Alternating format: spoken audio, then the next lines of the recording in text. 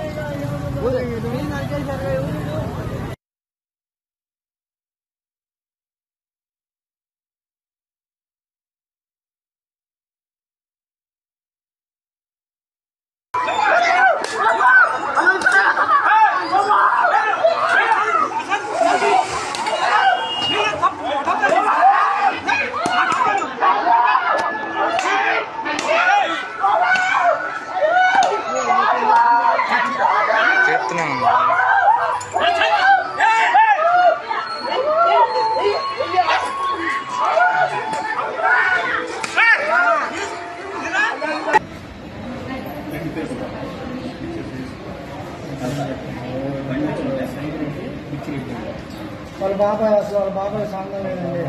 వాళ్ళ బాబాయ్ కూడా ఈ పార్టీ. ఏమండమ్మా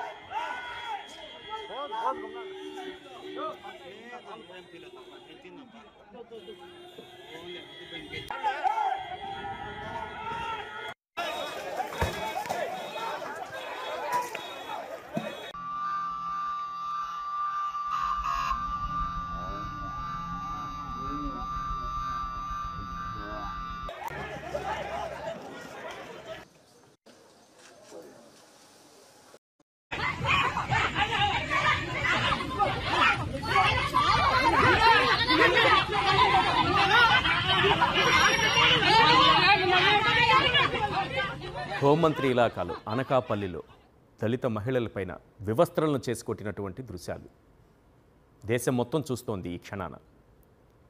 ఇద్దరు మహిళల్ని వివస్త్రలను చేశారు. స్థలం కబ్జా చేయడమే కాకుండా వాళ్ళు వచ్చి అడిగినందుకు హోంమంత్రి ఇలాకాలో జరిగినటువంటి అమానుష ఘటన ఇది. ఇంతకంటే దారుణం ఉంటుందా? వాళ్ళ బట్టలు చించి చూస్తున్నారా మీరు? వివస్త్రలను చేసినటువంటి దుర్మార్గపు ప్రభుత్వం, దానికి సంబంధించిన దృశ్యాలు 1